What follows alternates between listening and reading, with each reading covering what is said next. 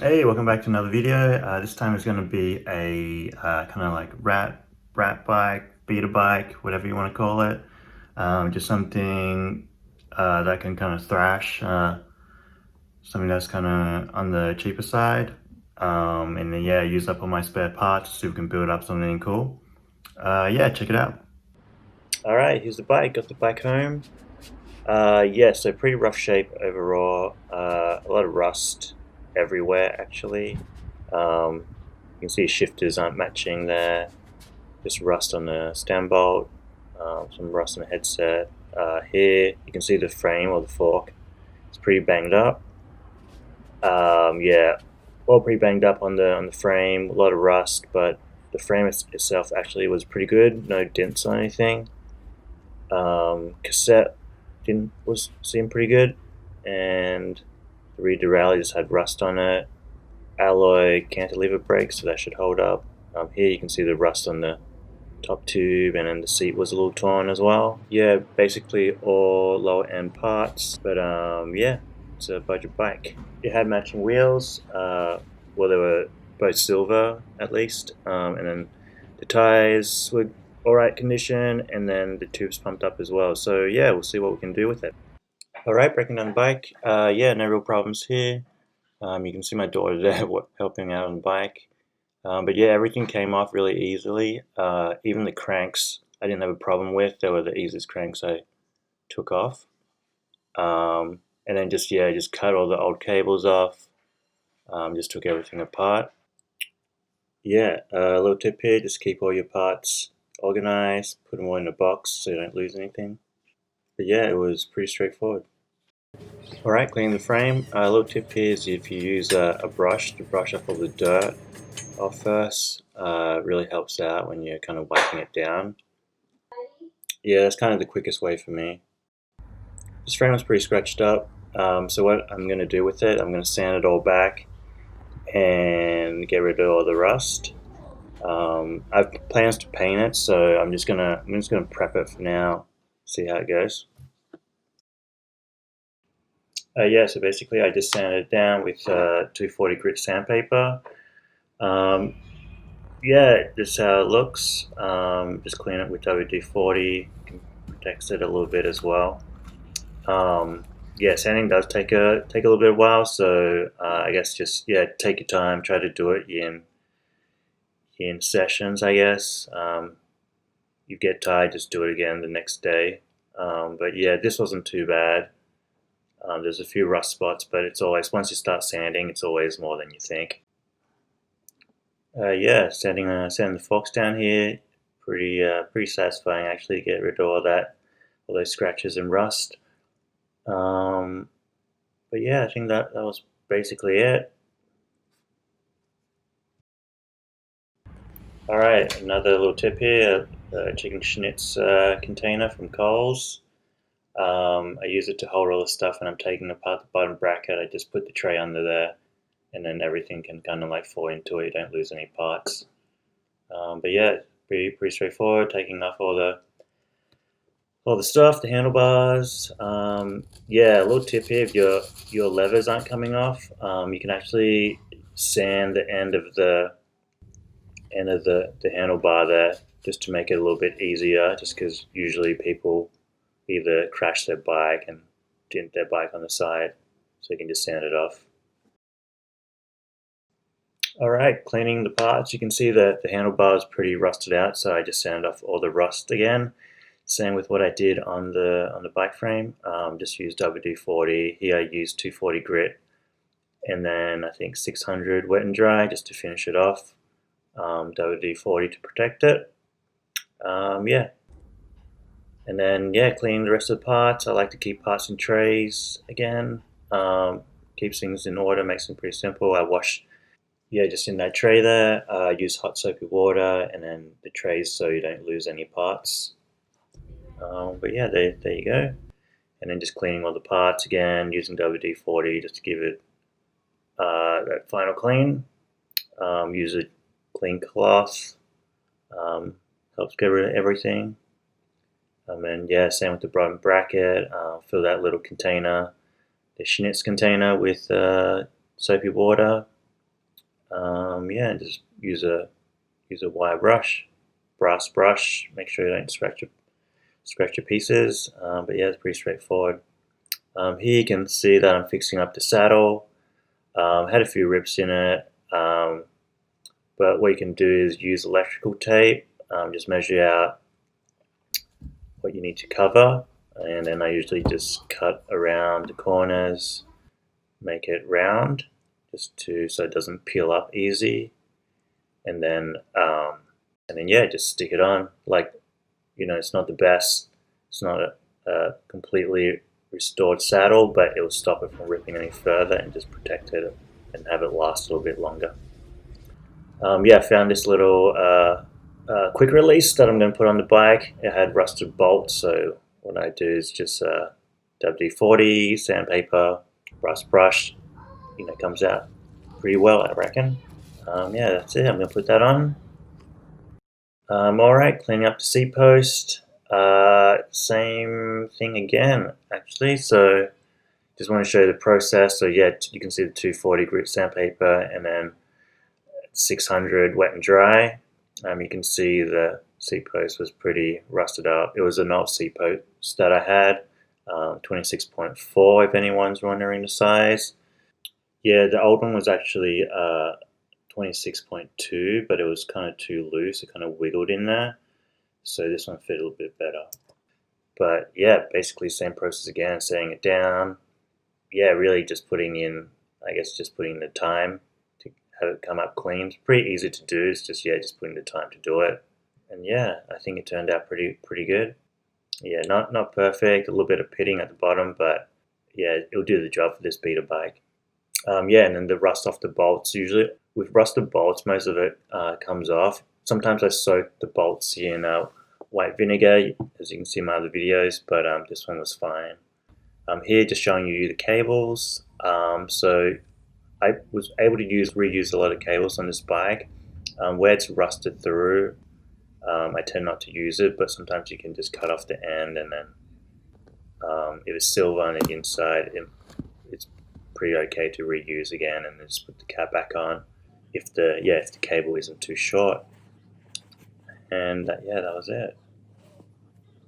Yeah, same thing with this straddle cable. You can see it was busted up at the end. I had to trim it a little bit, clean it up. Alright, cleaning the wheels. Yeah, basically use a rag and just fold it in half and put it in between the cassette. And I used WD-40 and a wire brush again to brush all the kind of dirt off. These cleaned up pretty well. I think they had stainless steel spokes, and then the rims cleaned up really well. Yeah, so it wasn't too bad at all. Here you can see there's a little dent on the side here, and what you can do is, to help it a little bit, is just bend it back with a pair of pliers. And yeah, just be careful when you're doing it, and then I give it just a light sand on the edge once it's done, just to make it clean. And you can see the tire is going to sit in there a little bit better, roll a bit better. Yeah, that's it. Just reseating the tubes. Yeah, the tubes are fine. They were just flat, just need to be pumped up, but just reseated them so they roll a bit better. So just took them off and put them back on, basically. Alright, bike build.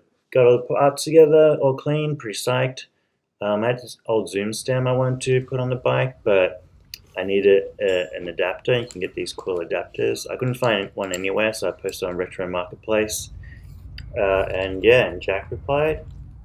And yeah, wanted to give me the stem. Super grateful. So yeah, my buddy Jack actually hooked me up. Appreciate it, buddy. Yeah, so Jack actually works at Bikes Please. I met up with him and Sam, who's a part owner, I think.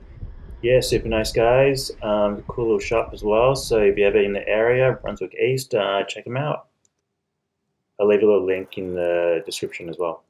Yeah, just putting all the parts inside here, just because it's windy outside. It came with these thumb shifters, but I don't know, I find these thumb shifters a little hard to use, so I decided to put them kind of upside down on the bottom. That way my hand doesn't have to leave the handlebar. I know some people probably cringe about this, but I think it looks and works pretty well. So yeah, that's what I did. Yeah, just packing the bottom bracket with grease here. With these older style bottom brackets, you just gotta get used to the tension. You just want it tight enough so there's no play, but it still spins freely. And then yeah, just putting on the cranks, putting on the derailleur, putting on the wheel. So yeah, these old cranks I want to put on, but what happened was that my chain line was kind of off.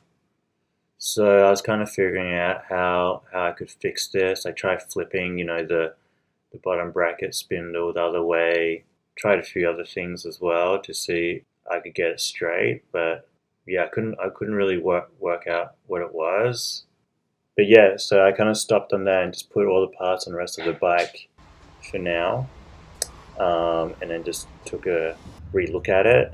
And yeah, basically you can see here it's kind of like the cassette is pushed towards the inside, and it just like there was no way I could get the chain line straight. And then I realized someone like put a spacer on the axle there. You can see it next to the cog, that extra spacer. And then yeah, basically what I wanted to do was just take that spacer out and put it on the other side. Yeah, so basically if you take the spacer out and put it on the side, it's gonna put your wheel alignment off in your frame. So you can see it's going to the left there. But what you can do is basically just retrue your wheel and have it in the middle of the frame again. So that's basically what I did. Yeah, there's tutorials out there, so I won't show you how to do it. But yeah, you can see I just kind of fixed it up. I got this little tip from Adam. I was talking to him on Instagram, but I had trouble with the seat tube going in and out smoothly, and he said he recommended like cleaning the inside of the seat tube. So I actually cleaned it, sanded it down a little bit, used a wire brush, brushed everything out, and yeah, it worked perfectly. So thanks, Adam, for that. Yeah, you can hear I put the stem in and spacer. There's a little bit of gap there, and it's looking a little bit funky. So what I ended up doing was just taking this little plastic bit out, and then yeah, you can have it sit flush. And then I was like, oh, why don't I just move the space up the top as well? So yeah, I think it just looks cleaner this way. So yeah, fixed it up there. Yeah, I think most people wouldn't care about that stuff, but yeah, it kind of bugs me, so I had to fix it. Yes, I ended up getting a new bottom bracket anyway. I think I could have used the old one with the spindle spun around the other way, but yeah, I just ended up getting one. Yeah, so I put a new bottom bracket in, put the cranks on, and everything worked out. Alright, installing the cantilever brakes. Pretty straightforward, I reckon. So basically, you just unwind it a couple turns at the brake lever, and then what you want to do is make sure your brake pads are flush against the rim, and when they move, they don't hit the tire or anything. So yeah, basically you just try to line up that silver bit with your fork, and then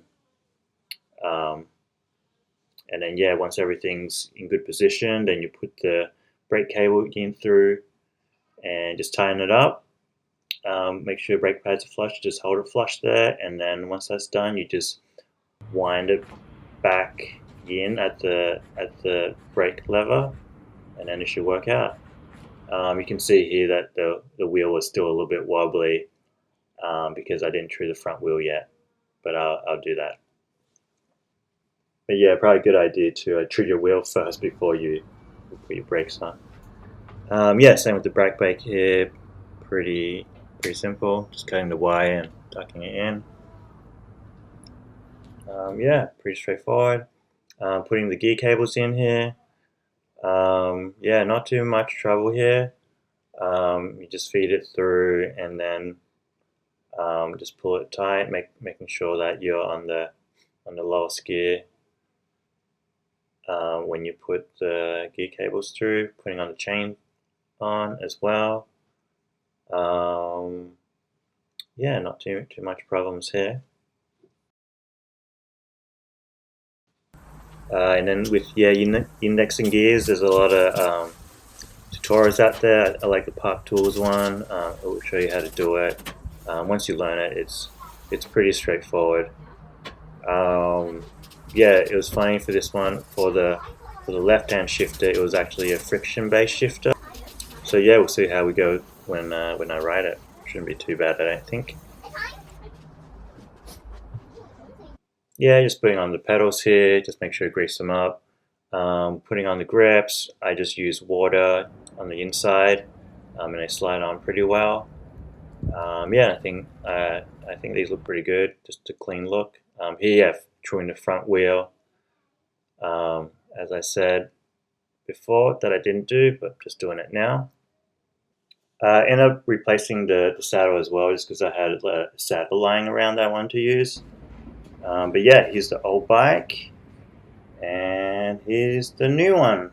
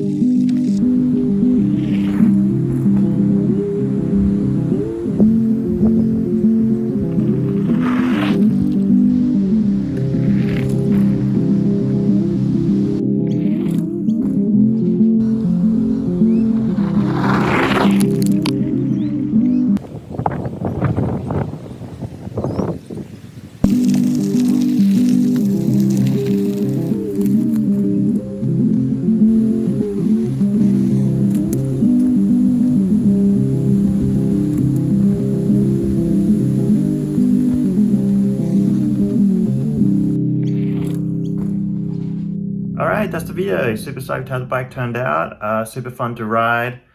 Took it down to the trails a little bit, did a few little jumps, held up alright. I actually crashed once, but yeah, the bike was fine. But yeah, it rides well, changes gears smoothly, the levers work pretty well actually. Yeah, let me know what you think of the bike below and stay tuned for the next video.